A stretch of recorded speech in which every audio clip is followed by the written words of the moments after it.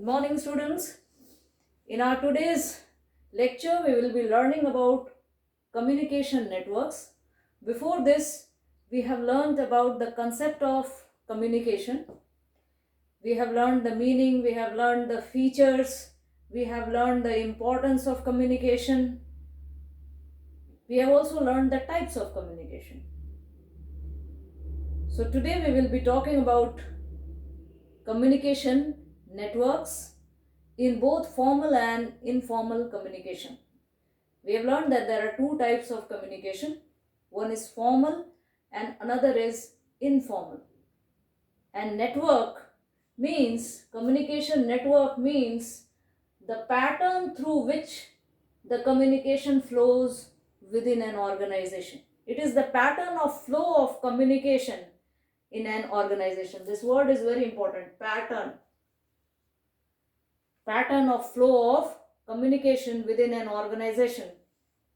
And we have learned that in an organization there can be formal communication and then there can also be informal communication. So communication network will be in both formal and informal communication, about which we are going to talk today. Before that, let us briefly learn once again what is communication. We have learned that communication is a process of sharing ideas or exchange of ideas, information, message between two or more than two persons with common understanding. And when we say this sharing of ideas or information, it is necessary in an organization because at every level there is need for sharing of information between the employees who are working at different positions. Maybe they are sharing superior subordinate relationships, or they are not sharing superior subordinate relationship. But unless and until the understanding is developed in work through proper communication, the work will not be performed properly and the goal will not be achieved. That is why there is need for communication, and communication, if it is properly done in the organization functions smoothly and the work is carried smoothly in the organization. So let us learn about the patterns of communication, or you may say the communication networks in case of formal communication. What is formal communication? Once again, we will understand what is formal communication. When we say formal, that means the communication takes place always through the official lines. Official communication is formal communication. And when official communication takes place in an organization through formal lines, we see that the communication may take place between superior and subordinate, or communication may also take place amongst the employees who are working in one group under one superior. So it can be both horizontal or vertical communication. Also, we see that sometimes the communication is required between two departments, between two divisions. So that is what is horizontal communication, we have learned yesterday. So communication may be in any way in the formal organization, maybe horizontally or vertically. When we say vertically, that means always between superior and subordinates, both upwards and downwards. Formal communication downwards, that is from superior to subordinate. That is what is vertical communication, one type of vertical communication. And formal communication upwards, that is from subordinate to superior, that is also another type of vertical communication. Details we have learned in our earlier lecture. But the pattern or the flow of information, how it takes place in case of formal communication, that also is very important. In exams, questions may be asked from this part, and you have to memorize all the figures associated with it. And whenever the question is asked, whether it is asked in 1 mark or it is asked in 5-6 marks or 3 or 4 marks question, you need to explain the networks with the help of diagrams. So unless and until you are aware about these diagrams, you won't be able to explain it properly. Let us understand the formal communication network. First type of formal communication network is single chain network. Now you can see this diagram. There are 5 circles in this diagram,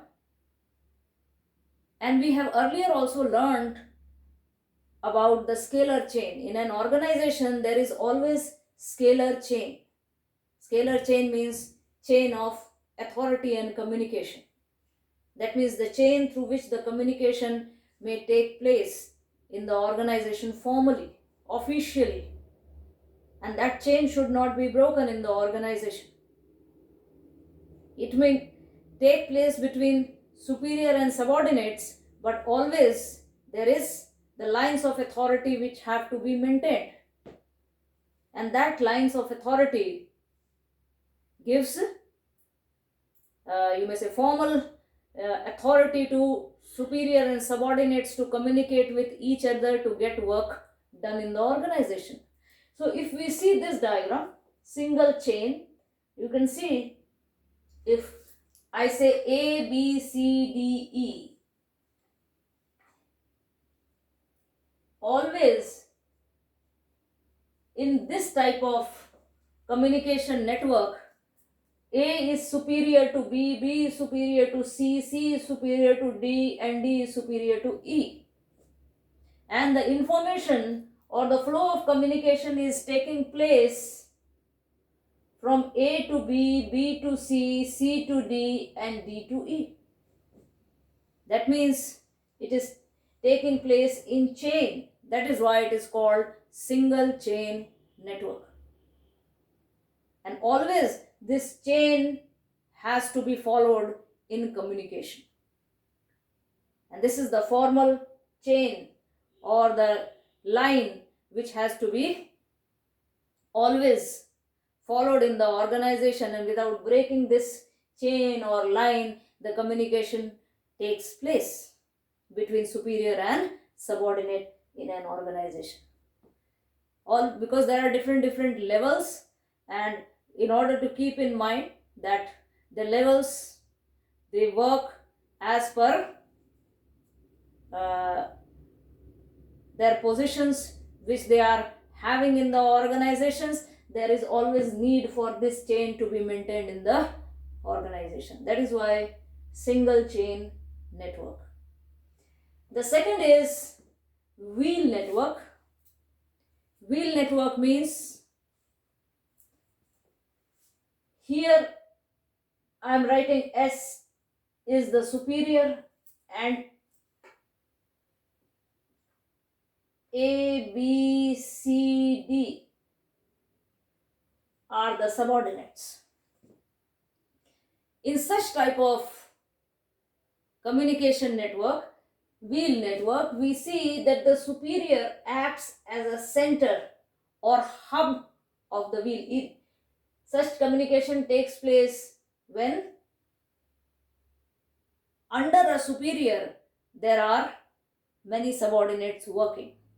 But the subordinates, they are not allowed to communicate amongst themselves directly. It is only through the superior that the communication may take place amongst the employees. Whatever information they want to share, if B wants to give any suggestion, first of all that suggestion will go to the superior, then only it will pass on to the other members of the group through the superior. So superior always acts as the center of the wheel. So this kind of wheel network is there in formal communication. It takes place within a group where there is superior and subordinate relationship existing in the organization, and the superior is guiding the entire group. So through the superior we see that the communication takes place between superior and subordinates. Always, if superior wants to share anything, superior will share to his subordinates. If subordinates want to share anything with the other members also, or with the superiors, they will directly first of all contact the superior, and through superior the information will flow. So in this way the communication flows. Third is circular network. In this type of formal communication network, we see that communication takes place amongst the members of the group. If there are 5 members in a group, A, B, C, D and E. These members, they can interact with each other or communicate with each other. But how? In a circle. The communication takes place in a circle because each member in the group is allowed to communicate with the nearest 2 members in the group. For example, A has some information here. A will come, the nearest 2 members of A is B and E. Say A can communicate with B and E. B has the information and nearest to B is A and C. So B will share the information with C, which the A has passed to B. Similarly, E, nearest 2 members are A and D. So E will pass on the information to D. So in this way, we see that the members of the group, they are allowed to interact, but with only the nearest 2 or adjoining 2 members in a group. In this way, the information flows in a circle and it is called circular network. But this type of flow of information, it is generally said to be slow because directly all the members, they are not allowed to communicate with each other.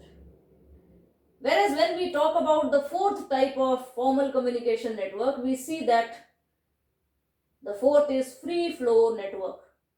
Free flow network means, again the diagram says A, B, C, D and E. There are 5 members. It also takes place amongst the members who are working in a group. But here we see that if any member wants to communicate, he is allowed to communicate with all the members of his group directly. Here a member was allowed to communicate with only nearest 2 members. Here if A has the information, you can see he can communicate with B, he can communicate with E. A can also communicate with C, A can also communicate with D. B can communicate with A, B can communicate with C, B can communicate with E and B can communicate with D. Similarly, you can see E can communicate with A, E can communicate with B, E can communicate with D, E can also communicate with C. So in this way we see that here if the members of the group, they want to interact, that freedom is provided to them, and that is why it is called free flow network. And such type of communication is generally fast. The information flows fast in this type of formal communication network. And the last, that is inverted V network. Now you can see the diagram. This is V, but this is inverted V. You can see inverted V. Here A, B, C and D. C, D are at the lowest level. Above them is the B and A is at the highest level. This type of communication flows, or the sharing of the information flows between superior and subordinates, and the subordinates are allowed to communicate not only with his immediate superior, but also, you can see, but also his superior's superior. If C and D are the subordinate to B, then C and D can communicate with B, and also B's superior is A. So superior or boss's boss can directly be contacted by C and D. So this is what is inverted B. So C and D can communicate with B, and C and D can also communicate with A. But usually what happens, C and D will communicate with A only in case of if any prescribed information is to be shared directly with A, not during the usual course of communication. The usual course, under the usual course, we see that B or the boss is there with whom the information can be shared. Boss's boss will only be contacted if there is any prescribed communication to be shared with him. So this is inverted V network. Thus we see that formal communication network helps the organization always. There are so many benefits of formal communication because orderly flow of information takes place in case of formal communication. We see that the lines of authority that is maintained. So unnecessary information that is not spread in the organization. Also we can see that the source from where the information arises, that can also be identified in case of formal communication. So there are advantages and disadvantages of formal communication. When we say disadvantages, the main disadvantage is that personal information or personal interaction is not allowed. So sometimes dissatisfaction arises in the organization amongst the employees if there is restricted flow of information to be shared. Also we see that the flow of information or communication is slow because it has to pass through proper channels, otherwise it cannot be directly flowed. As a result of which we see that it has both advantages and disadvantages. Now we are moving on to informal communication networks. So the pattern of flow of communication in case of formal, there are 5 patterns: single chain, wheel, circular, free flow and inverted. In case of informal communication networks, there are 4 patterns through which the flow of communication takes place. But what is informal communication? We have learned in our earlier lecture that informal communication means that communication where the formal lines of communication is not followed. That means employees, they may communicate beyond the officially defined roles, and if they are allowed to communicate beyond the officially defined roles, we see that this type of communication that flows to a longer distance. And the pattern in which the flow of communication takes place is as under. Let us see. The first is single strand network. Now, in the formal communication, you had seen there was single chain network. Always the communication takes place between superior and subordinates in single chain. That means the chain of authority that is maintained. Whereas when we talk about informal communication network, we see that if a person, it is not necessary in case of informal that the communication will take place between superior or and subordinate or within the members of the group, as in the case of formal communication. It may take place amongst any members of the group, between any two persons in the group, working at any level in the organization. There can be many examples. Earlier also, in our earlier lectures, I had tried to explain to you, because when we say informal communication, that means whenever we are having any personal relations with anyone, we try to share information with that person, irrespective of the position or status which the person is having in the organization. A person may be working in as a supervisor, and another person may be working at the top level management in the organization. Officially, formal communication cannot take place, but informally we can see that if they are good friends, then there can be sharing of information between them at different places.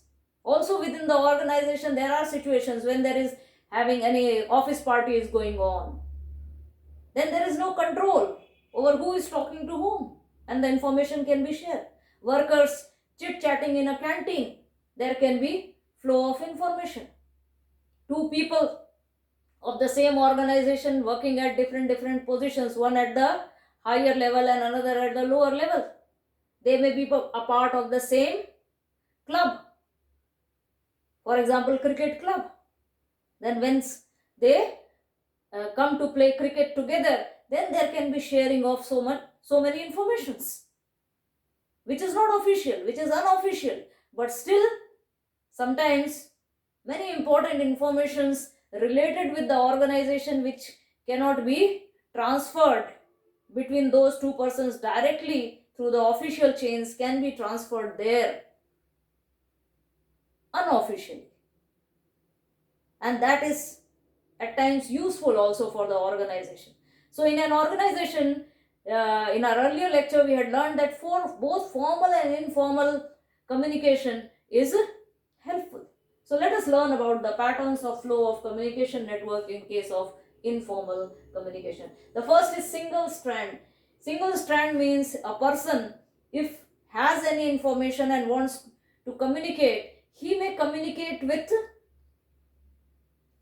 anyone in the organization, but he will communicate only in sequence. That means one-to-one communication. If so, here red, I have colored red. That means this person is having any information and he wants to share with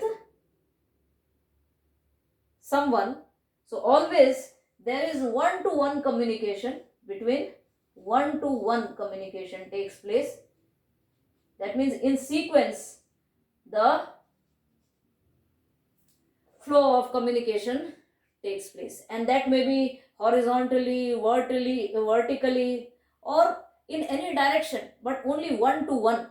One person is having the information, he will share with that information with someone maybe whom he trusts, and that another person may share with someone whom he trusts. So one-to-one in sequence the information takes place, irrespective of the levels. Here levels and all these things are not seen. Then comes gossip network. You can see wherever I have colored, that means the information lies with a particular person. In an organization, if a person has any information, he will be sharing that information with everyone around him on non-selective basis. Non-selective basis. If the information is shared, and that becomes a gossip. Because one person is having the information, he has shared with each and every one. And in this way the information also spreads very fast. So gossip network. So you can also say one to all. One person is having the information, he shares with everyone around him. So that is what is gossip. Third is probability network, also called random network. Random means equal chance. A person is having information and there are people around him in the organization, so many people around him. Randomly he shares the information with some people. Randomly means if there are so many people, there may be chance. For example, this person is having the information and 1, 2, 3, 4, 5 people are around him. Randomly he has shared the information with 4 people. So by chance these 4 people has got the information. And again we see that this person is having 1, 2, 3, 4, 5 around him. So he has shared the information with this person, he has also shared the information with this person, and he has also shared the information with this. Randomly, he has not shared the information with him and he has not shared the information with him. But if this person is having the information, he may be having the group of people around him, so he may be sharing randomly with few people. In this way the information flows.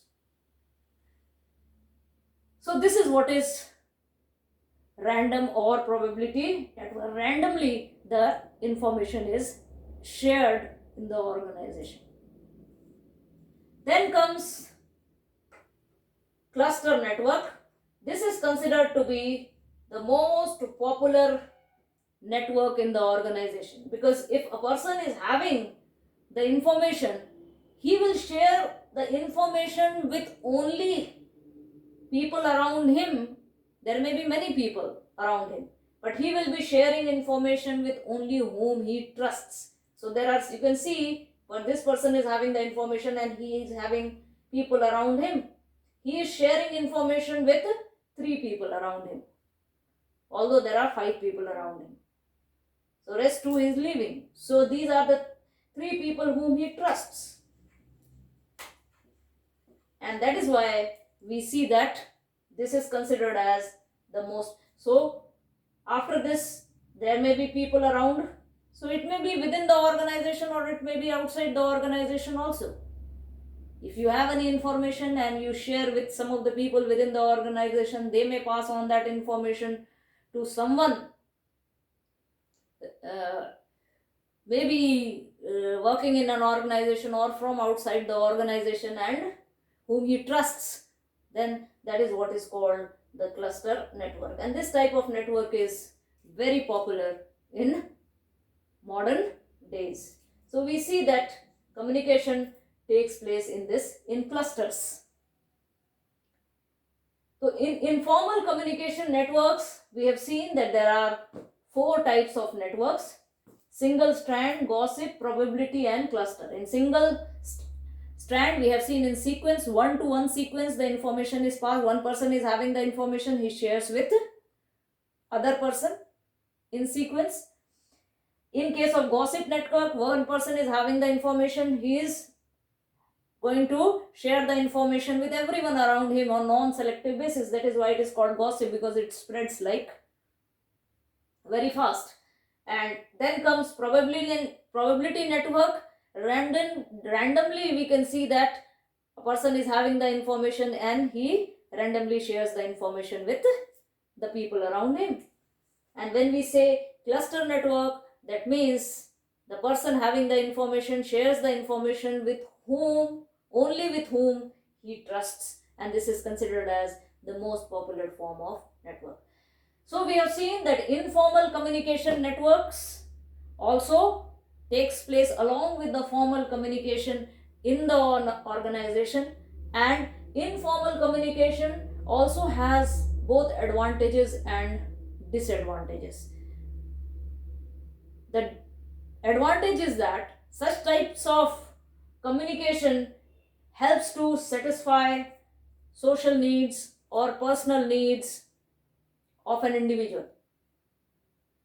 Many times it happens that officially so many information a person cannot share, but informal network, if it is existing in the organization, it allows a person, irrespective of the position which the person is holding in the organization, to share freely the information which is concerned information for the organization. I will give you an example. For example, a superior wants to complain about the subordinate to his boss because his working is not proper. But he doesn't want to give it in writing. So, what is the other option left? The other option left is maybe in a you may say office party or in a gathering, the superior, they meet and there is exchange of information. So that information, that complain about the subordinate, that can be done unofficially also. And that is why we have learned that always informal information or informal communication is oral. There is no record maintained of such type of information. But sometimes very important information can be shared. So it is beneficial for the organization also sometimes. So that is the biggest advantage, that quickly the information can be spread. If the organization wants to see the reaction of the people related with any policy decisions and want that information and the feedback quickly, then this informational communication can be very useful. So